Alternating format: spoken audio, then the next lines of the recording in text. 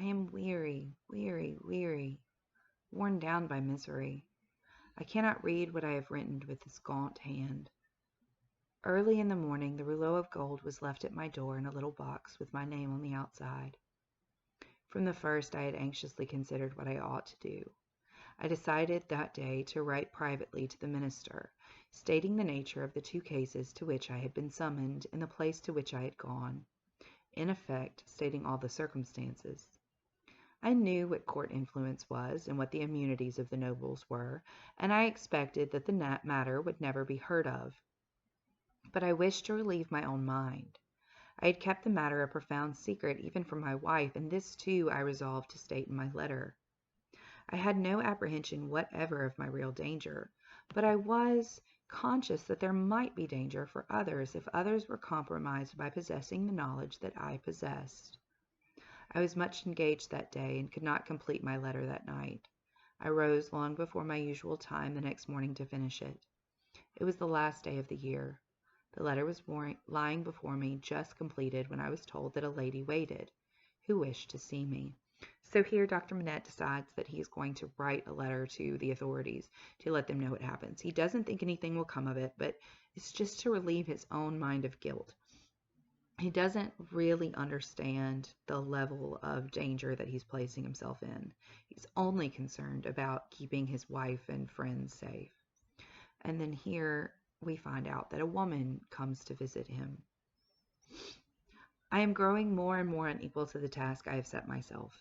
It is so cold, so dark, my senses are so benumbed, and the gloom upon me is so dreadful.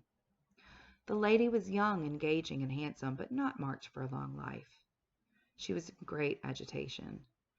She presented herself to me as the wife of the Marquis St. Evrémonde.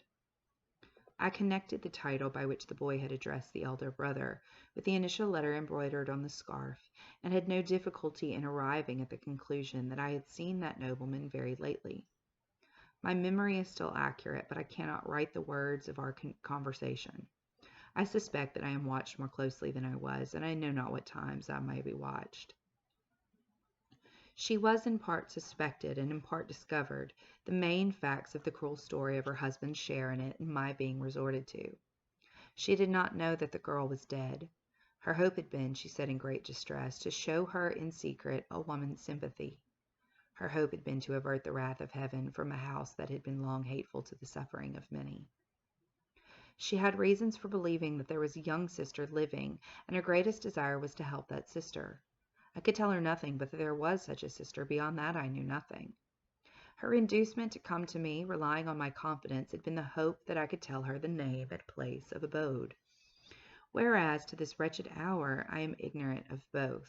So here this woman, the wife of Marquis St. Evrémonde, comes to discover if Dr. Manette knows where the younger sister is so that she can help her, maybe give her money, make sure that she's safe. Picking up with these scraps. These scraps of paper fail me. One was taken from me with a warning yesterday. I must finish my record today. She was a good, compassionate lady and not happy in her marriage. How could she be? The brother distrusted and disliked her, and his influence was all opposed to her. She stood in dread of him, and in dread of her husband too. When I handed her down to the door, there was a child, a pretty boy from 2 to 3 years old in her carriage. For his sake, doctor, she said, pointing to him in tears, I would do all I can to make that poor amends I can. He will never prosper in his inheritance otherwise. I have a presentiment that if no other innocent atonement is made for this, it will one day be required of him. What I have left to call my own, it is little beyond the worth of a few jewels. I will make it the first charge of his life to bestow with compassion and lamenting of his dead mother on this injured family, if the sister can be discovered. So here, when Dr. Manette walks her down, he discovers a young boy, 2 or 3 years old, in the carriage, and this woman, the Marquis's wife, says, if his payment isn't made, if there's no restitution, if these wrongs are not made right, I am afraid that this boy will pay the price for what has been done.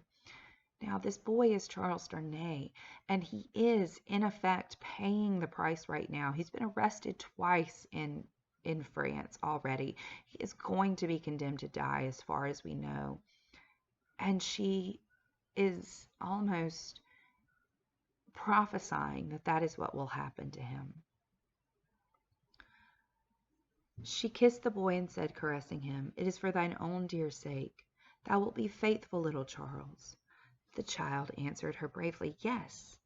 I kissed her hand, and she took him in her arms and went away caressing him. I never saw her again. As she had mentioned her husband's name in the faith that I knew it, I added no mention of it to my letter. I sealed my letter, and not trusting it out of my own hands, delivered it myself that day. That night, the last of the year, towards 9 o'clock, a man in a black dress rang at my gate, demanded to see me, and softly followed my servant. Ernest Defarge, a youth, upstairs. When my servant came into the room where I sat with my wife, oh, my wife, beloved of my heart, my fair English wife, we saw the man who was supposed to be at the gate, standing silent behind him. "An urgent case in the Rue Saint-Honore," he said. "It would not detain me. He had a coach in waiting." Somebody comes to his door after he's delivered this letter to the authorities explaining the crime. Somebody comes to his door and says, "There's an urgent case. You've got to come now." He gets into the coach. It brought me here. It brought me to my grave. When I was clear of the house, a black muffler was drawn tightly over my mouth from behind, and my arms were pinioned. The two brothers crossed the road from a dark corner and identified me with a single gesture. The Marquis took from his pocket the letter I had written, showed it me, burned it in the light of a lantern that was held, and extinguished the ashes with his foot. Not a word was spoken. I was brought here. I was brought to my living grave. If it had pleased God to put it in the hard heart of either of those brothers in all these frightful years to grant me any tidings of my dearest wife, so much as to let me know by a word whether she was alive or dead, I might have thought that he had not quite abandoned them. But now I believe that the mark of the Red Cross is fatal to them, and that they have no part in his mercies, and them and their descendants to the last of their race, speaking of the Evermonds. I, Alexander Manette, unhappy prisoner, do this last night of this year 1767, in my unbearable agony, denounce the times when all these things shall be answered for. I denounce them to heaven and to earth.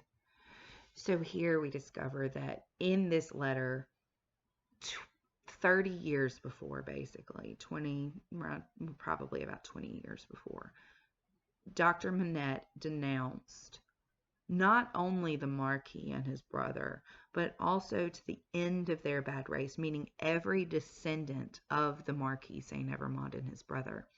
And that is what's being used in this court case as evidence against Charles Darnay. A terrible sound arose when the reading of this document was done, a sound of craving and eagerness that had nothing articulate in it but blood.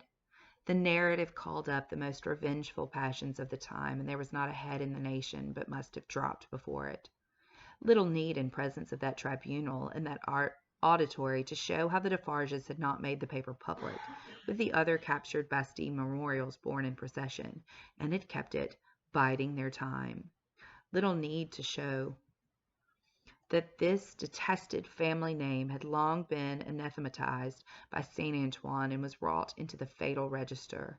The man never trod ground whose virtues and services would have sustained him in that place that day against such denunciation. And all the worse for the doomed man that the denouncer was a well-known citizen, his own attached friend, the father of his wife. One of the frenzied aspirations of the populace was for imitations of the questionable public virtues of antiquity, and for sacrifices and self-immolations on the people's altar.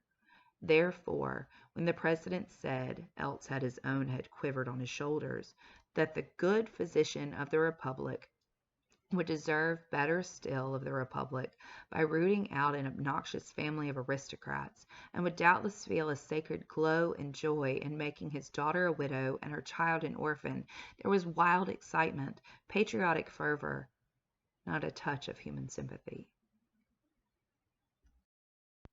"Much influence around him has that doctor," murmured Madame Defarge, smiling to the Vengeance. "Save him now, my doctor, save him." At every juryman's vote there was a roar, another and another, roar and roar.